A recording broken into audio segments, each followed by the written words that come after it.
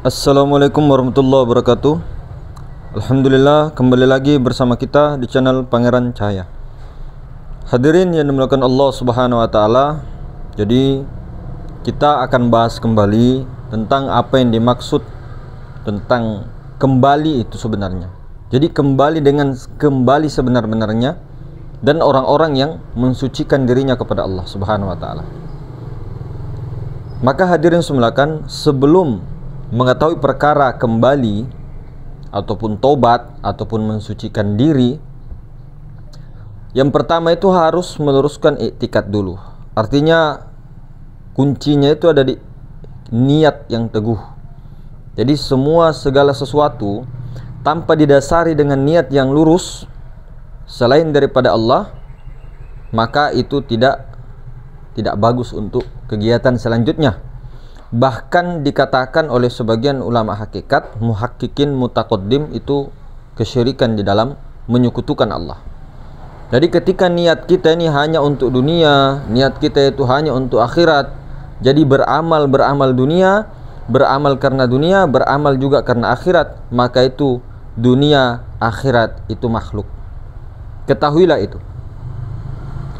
Maka hadirin semulakan Allah Subhanahu wa taala, jadi pentingnya meluruskan niat di sini, iktikad bahwa tasfihun niat, memperbaiki niat sebelum beramal, ya, sedang beramal dan ketika sedang beramal atau setelah beramal. Jadi selalu memperbaharui. Jangan sampai niatnya itu kita yang berniat sebagai si manusia atau Adam ini. Pikiran perasaan itu yang berniat, maka itu tertolak sebenarnya. Di dalam bab hakikat, bab syariat sah-sah saja. Ini bab hakikat itu sebenarnya tidak terterima, tertolak dia. Karena dia ada wujud yang merasa bahwa dia itu bisa berniat. Dia itu berkehendak, kehendaknya itu dengan hawa nafsunya sendiri. Sementara yang wajib wujud, nah, itu hanya Allah. Kalau yang wajib wujud hanya Allah, maka yang berkehendak itu harus sifat Allah juga. Sifat Allah itulah yang berkehendak. Maka yang berniat, yang berkehendak, yang berkuasa itu harus sifat Allah. Itu kalau bab tauhid sifat. Kalau bahasa jalur nur itu Rasulullah hakikat. Jadi yang berniat itu Rasulullah. Apapun segala amalan apapun yang berzikirkah, mau itu marhabanan kah, sholawatan kah, semua itu gerak, niat, penglihatan, pendengaran, keilmuan, pembicaraan, semuanya itu yang lakukan itu adalah Rasulullah. Jadi fanakan diri kepada Rasulullah. Itu jalan. Rasulullah itu adalah wasilah. Kenapa wasilah?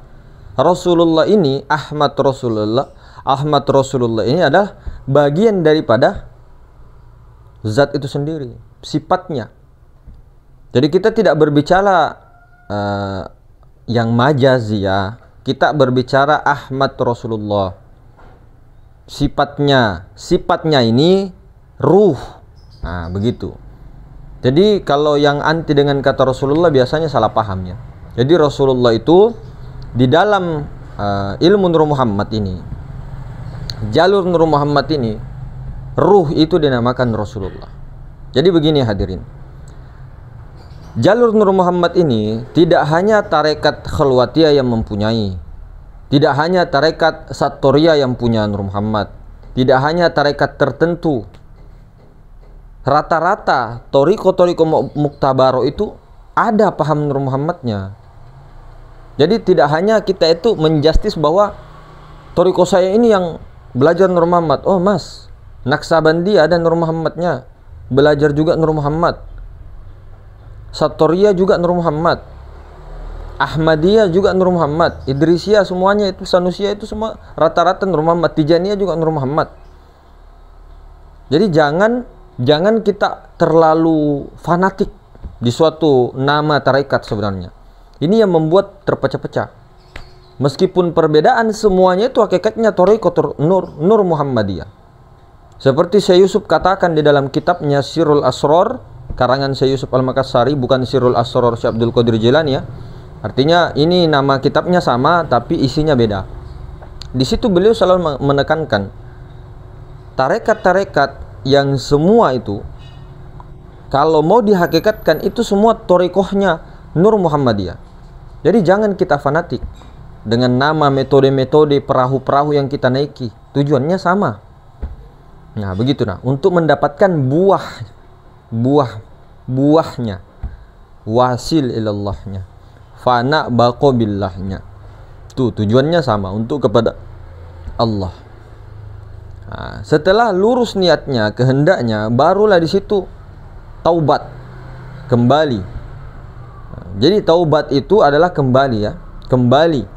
Kalau bagi orang awam, jadi taubat istighfarnya itu mengembalikan sifat-sifat yang dia secara syariat lakukan kemaksiatan, jadi dia kembalikan sifat-sifat mazmumah itu, dia kembali lagi beristighfar, memohon ampun. Namun biasanya ulama-ulama di kalangan kedudukan ilmu syariat itu mengartikan istighfar itu minta ampun, istighfar, memohon ampunan. Tapi kalau istighfarnya orang-orang arif, itu istighfar lupa karena tidak sadar billah, lupa kesadaran Allah, lupa sedetik. Misal ini ya, contoh ini misal menyaksikan Allah, musyahadah kepada Allah, melatih dia musyahadah kepada Allah. Namun berjalan beberapa detik, 5 detik, 10 detik masih ingat dia, 15 detik masih ingat Allah, masih musyahadah. Nah sampai 35 detik lebih ke atas sudah lupa. Nah di situ astagfirullahaladzim, untuk mengingatkan lagi kembali, untuk menyadarkan kembali lagi, sadar billah, sadar diliputi maha suci. Tuh istighfarnya orang-orang arif, orang-orang elit lah. Artinya di sini ada semacam seperti dua perbedaan ya, seperti dua perbedaan tapi hakikatnya satu sebenarnya, tunggal. Jadi kalau bagi orang yang paham itu, ketika melupakan kesadaran billah langsung istighfar cepat. Istighfar baru ta'awudz, biasanya auzubillahi minasyaitonirrajim. Aku berlindung lagi, kembali lagi. Kembalinya itu kemana? Kembalinya itu ke alam lahut. Kembali ke alam lahut. Jadi kembali kepada yang bukan sesuatu. Karena sesuatu itu makhluk. Setan makhluk, surga neraka makhluk, akhirat dunia makhluk. Selain daripada Allah itu makhluk. Jadi kembali kepada yang bukan sesuatu, situ kembalinya, kembali melebur. Nah sebelum kembali itu banyak metode. Jadi sebelum kembali kepada Allah harus melalui wasilah tadi. Apa wasilahnya? Ruh Rasulullah itu. Jadi Rasulullah inilah sebagai lantaran ataupun wasilah. Tapi jangan berhenti di wasilah, jangan berhenti di ruh. Karena ruh ini hanya wasilah yang mengantarkan jiwa, nafs ya, itu yang mengantarkan jiwa melebur kepada Allah. Jadi jiwa tahapnya begini, jiwa ini musyahadah dulu kepada Rasulullah, setelah musyahadah fana fi Rasulullah, sehingga jiwa ini melebur dengan Rasulullah. Jiwanya telah tenang, diam kepada Rasulullah. Baru Rasulullah ini memandang Allah, musyahadah kepada Allah di mana saja, tiap waktu, tiap keadaan, musyahadah, memandang Allah. Nah setelah dalam pandangan itu fana, nah, Rasulullah kembali lagi. Ibaratnya es batu kembali kepada air. Jadi melebur lagi, kembali lagi kepada asal mula segala sesuatu. Itulah zatul haq, nur ilahiyah. Nah nur ilahi ini esa sudah dengan aku itu, kunhizat itu, yang sebenar-benarnya dirinya tuh sudah esah. Di situ kembalinya sekarang. Jadi taubat itu jangan terperdaya oleh orang-orang yang mengatakan taubat itu, taubatan nasuha itu cuma sekali saja seumur hidup. Itu malah perkara-perkara yang mendatangkan setan-setan sebenarnya. Setan-setan pikiran perasaan kita. Jadi kita itu kadang malas bertobat, sementara kita tahu bahwa Nabi SAW di dalam riwayatnya Sahih 70 kali bertobat dalam sehari, bahkan 100 kali dalam riwayat lain. Bertobat dari apa? Beliau sudah suci lahir batin, sebagai contoh kepada umat-umatnya yang setelahnya beliau mendapatkan pelajaran. Rasulullah saja sudah dijamin, sudah suci dan sebagainya, lahir batin masih juga istighfar. Nah ini ada orang mengatakan, nanti kalau kamu istighfar untuk apa? Istighfar dari dosamu, nanti ada keakuan la ilaha illallah. Nabi loh disuruh betul-betul Rabbana zolamna ampusana. Makanya syariat itu dipakai juga gitu. Nah jangan ditinggal. Ma'rifat itu di dalam, syariat itu di luar. Ada juga kalau kita mengatakan bahwa kalau sudah begitu sudah paham, tidak ada yang ma'rifat syariat, oh ini berarti kaum al-isabah. Al-isabah itu kaum-kaum yang tidak mengatakan lagi syariat, thariqah, hakikat, ma'rifat, tidak ada lagi. Itu sudah terjadi di abad ke-17. Makanya Syekh Yusuf Al-Makassari selalu menekankan antara syariat dengan hakikat. Tidak boleh juga dibuang kata-kata itu. Itu dibuang ketika di dalam kepanaan memang sudah lebur semuanya, tidak ada lagi kata-kata ma'rifat, syariat, tidak ada. Tapi jangan di situ terus, jangan. Makanya itu dikatakan setelah melebur kepada alam lahut, kepada kosong, di baliknya kosong, sudah esa dengan kun hizat itu, jangan lupa tanazul ke Nur Muhammad. Jangan gila pangkat. Jangan lupa tanazul ke Nur Muhammad, ke af'alkah, ke sifatkah. Biar maharuang itu sendiri, biar kunhi zat itu sendiri sebenar-benarnya kunhi, atau yang tiada lain itu menyaksikan af'alnya sendiri, Nur Muhammad, sifatnya sendiri, menyaksikan Rasulullah. Jangan juga kita mengatakan, oh yang sholat itu Allah. Weh, tidak bisa. Yang sholat itu Rasulullah, ruh, jangan jasad. Secara syariat yang sholat itu jasad. Secara hakikat yang sholat itu Rasulullah. Rasulullah itu sifat Allah. Jangan katakan Allah yang sholat, Allah yang berdiri, ruku, sujud, duduk. Bukan. Sifatnya Rasulullah. Itulah makanya Allah menjadikan Nur Muhammad sebagai penggantinya. Apa artinya amin? Amin. Amin itu, amin itu apa artinya itu secara hakikat? Amin, engkau gantiku ya Muhammad. Karena begini, Allah Subhanahu wa ta'ala yang maha suci, yang sebenar-benarnya kun hizat itu diam sediam-diamnya, Pak. Tidak bergerak, naik turun, keluar masuk. Tafakuri, siapa yang menggerakkan angin? Siapa yang gerakkan angin itu? Atau jangan dulu langsung ke angin. Siapa yang gerakkan daun-daun? Daun mangga itu siapa yang digerakkan? Siapa yang gerakkan? Angin. Yang gerakkan angin itu siapa? Nur Muhammad. Nur Muhammad atas perintah siapa? Ya Allah. Allah itu diam, bako, sediam-diamnya. Kalau Allah zatnya, zat kunhi zatnya itu yang sebenarnya Allah Ta'ala bergerak, kiamat semua hancur, semua berantakan. Nah itu selama-lamanya akan begitu, tidak mungkin bergeser-geser, tidak mungkin berubah. Allah kunhi zat itu tidak akan berubah sampai kapanpun, selama-lamanya. Alam semesta hancur selama-lamanya, tetap seperti itu. Itu loh yang di depan matamu, di belakang matamu, di atas matamu, di bawah matamu, di kanan kirinya dan sebagainya, luar dalam meliputi. Itu begitu-begitu terus. Nah di dalamnya itu ada Nur Ilahiyah, ada Nur Muhammad. Nur Muhammad itu yang bergerak. Nur Muhammad itu yang naik turun, keluar masuk. Nur Muhammad itulah yang menggerakkan wujud bayangan alam semesta, tata surya dan sebagainya. Bukan Allah langsung, bukan zatnya langsung. Ya bisa saja tanpa perantara. Cuma memang Allah mau ciptakan sunnatullah begitu Sunnatullah begitu. Jadi Allah itu yang sebenarnya diam sediam-diamnya, tidak bergerak, bukan berarti tidak ngapa-ngapain.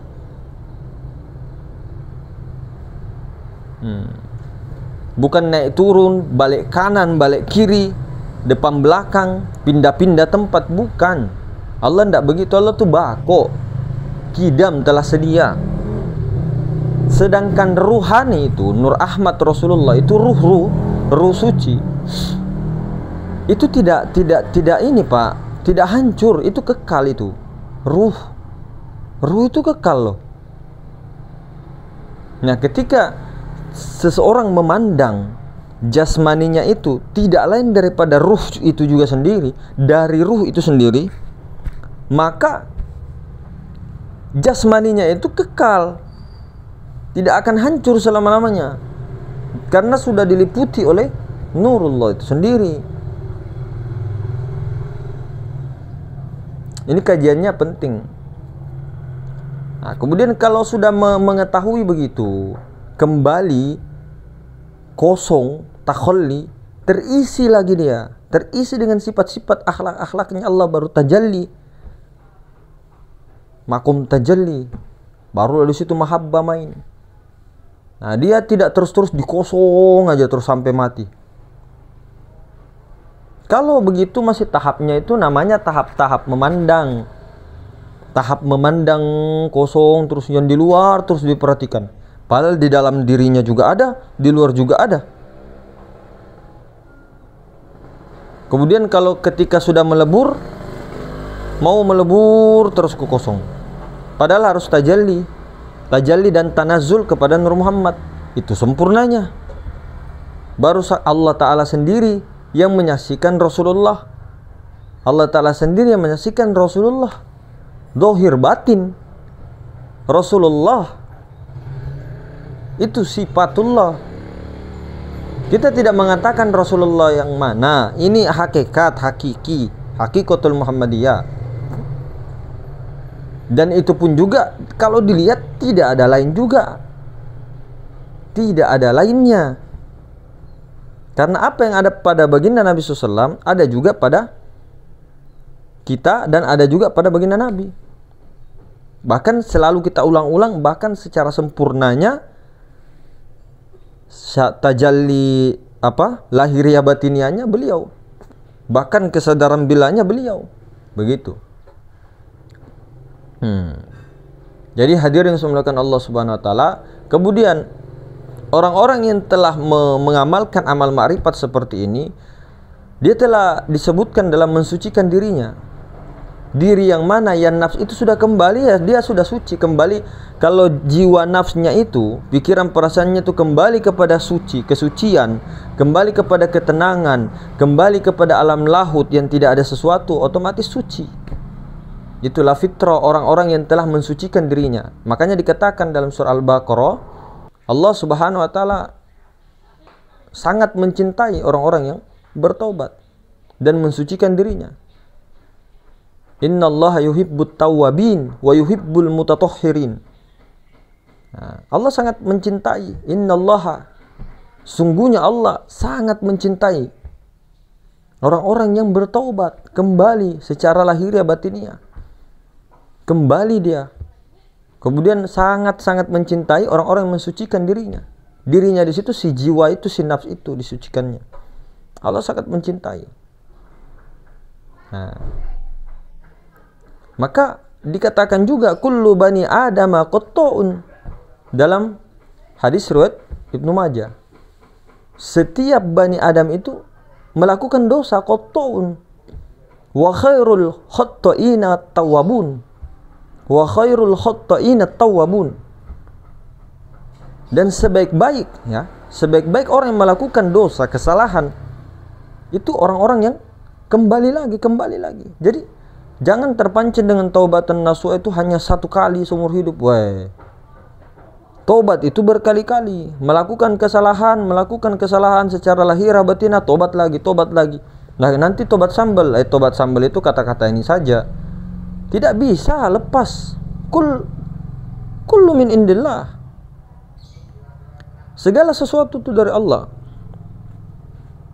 Yang diridho ini ridho dengan ketetapannya, ridho dengan ketetapan takdirnya, bukan ridho dengan kemaksiatannya secara syariat. Jadi ketika ada maksiat, jangan ridho kepada maksiat meskipun tahu bahwa af'alullah dan sebagainya, dan secara hakikatnya juga sebenarnya tidak ada baik buruk di dalam ilmu akidah, di dalam ilmu tauhid. Namun di dalam hukum syara, di dalam hukum-hukum dunia itu ada. Karena kita memandang si makhluk yang berbuat. Tapi kalau kita memandang yang satu, yang tunggal, yang alif tunggal, bukan buruk itu sebenarnya. Kita mengatakan buruk karena pandangan makhluk. Kalau melihat yang tunggal, di balik itu semua, itu ada hikmahnya semuanya. Ada hikmahnya, dan memang itu sudah dari azalinya begitu, sejak azalinya begitu, dan itu wajib untuk ditampakkan. Cuma di situ tergantung pandangan. Kalau ketika memandang ke makhluk berarti syariatnya buruk, baik buruk kan karena ada hukum syariat. Nah, hukum syariat ini akan berlaku seterusnya sampai ajal tiba selama masih ada ini, dan akal waras itu masih berlaku ini. Ada ini masih berlaku. Punya malu? Kau punya malu? Atau masih punya akal, masih berfungsi? Artinya akalnya itu belum majzub, ditarik sepenuhnya, itu masih hukum syariat berlaku, Pak. Bahkan hukum juga tahu di Indonesia ini, tahu bahwa orang gila itu dimaklumi. Mau dia telanjang ke di jalan, tidak ada yang marah. Itu kalau kita itu lebih gila. Kalau kita sama orang gila itu, ketika dia marahi kita, kita marahi juga. Kita itu yang lebih gila daripada orang gila. Jadi kalau ada orang gila dimaklumi saja, namanya orang gila. Nah, begitu. Jadi sadari itu, renungkan itu, kita sama-sama. Jadi itulah orang-orang yang betul-betul suci. Suci apanya? Jasmaninya juga disucikan dengan air, ya, dengan air mutlak yang tidak mustakmal, itu secara syariat. Batinianya disucikan dengan zat mutlak, wujud mutlak. Itulah baru suci dia. Makanya itu biasanya orang tua kita dulu kalau mandi jangan sampai kamu melihat air, tapi pandanglah Nur Muhammad. Yang mandi juga Nur Muhammad, yang keluar dari perutmu itu Nur Muhammad. Jangan lihat kotoran, minum kopi Nur Muhammad, apapun merokok semuanya itu Nur Muhammad. Jangan makhluk dilihat. Berarti kita itu mengatakan bahwa ini kodim, Mas. Waduh be, ini lagi kesalahpahaman. Alam semesta ini tidak ada. Alam semesta ini bayangan dari Nur Muhammad, bayangannya Ahmad Rasulullah. Bayangan itu tidak ada pada hakikatnya. Tidak bisa berdiri sendiri bayangan.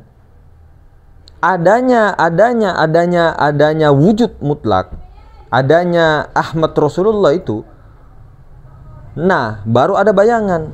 Kalau tidak ada Ahmad Rasulullah, bagaimana ada bayangan? Makanya semua ulama sepakat bahwa teori-teori seperti ittihad, hulul, itu semua tidak ada di dalam sufistik Islam. Sufistiknya ulama-ulama tasawuf. Hulul, ittihad, menyatu dengan Tuhan lah, Tuhan masuklah ke dalam manusia. Tidak. Itu pemahaman yang keliru daripada ahli sufi. Mengatakan seperti itu keliru. Tidak mungkin ada dua wujud atau entitas yang sama-sama berdiri, ini berdiri sendiri, menyatu. Wah, bahaya itu. Bagaimana bisa menyatu? Bagaimana bisa bercampur sementara wujud itu hanya satu? Artinya wujud itu esa. Allah Maha Tunggal, Allah Maha Esa. Mana mungkin sesuatu yang esa bisa teh kopi bercampur begitu? Bukan begitu itu. Makanya kata Tuan Tasalah Makassar Yusuf Al-Makassar mengatakan zat dengan sifatnya itu tidak ada mengatakan bahwa itu dua wujud yang berbeda. Tidak. Hati-hati loh. Zat dan sifat tidak bisa bercerai. Lain memang, lain. Zat dan sifat itu lain. Tapi esa dia, esa. Esa. Tunggal, satu kesatuan. Tidak bisa dipisah. Jadi alam semesta itu termasuk juga keesaan, ketunggalan daripada Allah. Tapi bayangan. Jadi alam semesta ini bayangan dari bayangan-bayangan Allah. Maksudnya bagaimana, Mas? Alam semesta ini bayangan Ahmad, Nur Muhammad. Nur Muhammad ini bayangan dari zat Allah. Begitu maksudnya. Jadi kata Syekh Yusuf, alam semesta ini cerminan dari cermin Allah atau bayangan dari bayangan Allah. Bayangan dari bayangan Allah. Tuh, begitu. Jadi alam semesta itu tidak ada. Yang wujud hanya Allah, Maha Tunggal semata-mata. Jadi seperti itu hadirin. Jadi alhamdulillah, perbaiki juga itu tadi niatnya selalu ilahi anta maksudi, ilahi anta maksudi, waridhoka matlubi atini mahabbataka wa ma'rifataka. Ilahi anta maksud, engkau ilah zat yang kumaksud. Engkau sesuatu, engkaulah zat yang kumaksud. Engkaulah yang bukan segala sesuatu, engkaulah yang bukan sesuatu engkaulah yang bukan sesuatu itu yang kumaksud. Ilahi anta maksudi, engkaulah sembahan yang semua bergantung kepadamu. Nah, masih engkau, yaitu bahasa-bahasa ini, bahasa-bahasa biar mudah dipahami. Jadi zat itulah, alam lahut itulah, la ta'yin itulah dimaksud semuanya. Makanya dikatakan innallaha la yanzuru ila suwarikum wa amwalikum walakin yanzuru ila qulubikum wa amalikum. Hadis riwayat Muslim. Sungguhnya Allah itu tidak memandang kepada rupa dan harta-hartamu, tapi memandang kepada hati dan amalmu. Hati dan amalmu. Hati yang terdalam, amalnya, amal ma'rifatnya bagaimana? Karena di situ dikatakan ayyukum ahsanu amala, bukan ayyukum akthiru amala. Siapa yang lebih bagus amalnya, bukan siapa yang lebih banyak amalnya. Sedikit tapi berkualitas lebih mantap daripada banyak tapi tidak berkualitas. Tapi lebih bagus lagi banyak dan dia berkualitas. Itu dua-duanya. Jadi jangan satu seolah-olah menyudutkan yang banyak dan kita memilih yang sedikit. Tidak begitu. Bagus lagi kalau dia kualitasnya bagus dan banyak juga. Bagus lagi. Artinya yang penting luruskan niat. Tasihun niat, jangan sampai engkau yang berniat. Itu dalam bab hakikat, jangan sampai. Wajib akan atasnya Rasulullah itu yang berniat. Rasulullah itulah segala-galanya yang mempunyai kehendak. Itu Rasulullah yang berkehendak, Rasulullah yang melihat, Rasulullah yang menyaksikan segala-galanya. Nah, Rasulullah ini sifat Allah. Hanya istilah saja diberi nama oleh kalangan orang-orang makrifat. Itu diberi nama Rasulullah, Ahmad Rasulullah. Diberi nama saja. Aslinya ruh. Makanya segala sesuatu itu tidak bisa menyaksikan Allah, tidak bisa melihat Allah kalau tidak melalui pandangannya Rasulullah, tidak melalui Rasulullah. Karena ruh. Coba tutup mata atau cabut ruhnya, bisakah menyaksikan Allah? Tidak bisa. Bukan mata yang melihat, ruh. Rasa itu yang menyaksikan maha ruang itu, luar dalam. Orang buta juga punya rasa, punya ruh. Meskipun dia tidak bisa melihat ini, masih bisa menyadari rasa yang tidak berasa itu. Masih bisa menyadari sir itu. Meskipun dia buta. Tidak perlu kita untuk menyaksikan maha ruang, tidak perlu harus membuka mata, menutup mata juga bisa. Jangan sampai kita bilang maha ruang itu yang di depan mata, itu kan tamsilan saja di depan matamu. Apakah kamu tidak melihat di dalammu? Apakah kamu tidak melihat? Tapi betul-betul di dalam, di luar, meliputi itu. Jangan kita terfokus maha ruang hanya di luar terus yang diperhatikan begini-begini. padahal dia juga di dalam juga. Nah, jadi supaya tidak kemana-mana, lebih penting itu tembuskan ke dalam, lalu puang, berkeping-keping kembali kepada lautan ahadiyah. Jadi disitulah yang sebenarnya kembali ke alam lahut, ke alam lahut. Jadi masing-masing perjalanan sekarang orang itu berada di tingkatan barzahnya masing-masing, alam pembatas ya. Jadi kalau orang yang sudah menyaksikan musyahadah kepada Allah, dia sudah bukan di barzah lagi, di alam barzah lagi, bukan lagi. Dia sudah di akhirat. Dia sudah melampaui surga. Melampaui surga karena dia telah melebur, tercebur, ya. Dia sudah menafikan semuanya, kemudian meleburkan, menceburkan dirinya kepada lautan ahadiyah itu. Dia telah kembali kepada yang bukan sesuatu, bukan surga, bukan neraka. Sementara surga itu, neraka itu baharu, makhluk. Namun termasuk makhluk juga. Itulah yang tadi, jangan sampai akunya, ya, titik fokusnya itu jiwa dan perasaan itu ada di akunya jasmani. Itulah yang mau ditenangkan. Itu yang mau ditenangkan. Tenang yang bagaimana? Karena banyak orang yang tenang ini. Tenang yang bagaimana? Banyak uang, tenang, dan semuanya. Bukan itu. Tempatkan jiwa, nafs itu, pikiran, perasaan di tempat yang tenang. Yang mana tempat yang tenang? Sementara kolbu ini masih bolak-balik. Yang mana tempat yang tenang? Dikatakan tempat sebenarnya tidak bertempat. Di situ, di maha suci itu, di alam laut itu, itulah yang tidak pernah bergeser-geser kanan kiri depan belakang, keluar masuk, naik turun. Itulah zatul haq, martabat ilahiyah, la ta'yin, semata-mata. Situlah ketenangan. Tidak jauh dimensinya saja yang kita ini terhijab. Nah, barzah, lapisan-lapisan di alam barzah ini kita masih di barzah ini, terhijab kita. Makanya jalannya di dalam rongga Adam ada kolbu, di dalamnya ada lagi menyelam lagi fuad. Di dalam fuad ada sagopa, di dalam sagopa ada lubun, di dalam lubun ada nur, di dalam nur ada sir, di dalam sir aku. Ke aku itu sebenarnya ke situ jalannya. Disingkatlah tubuh, hati, nyawa, rahasia. Di balik rahasia itulah kun hizat.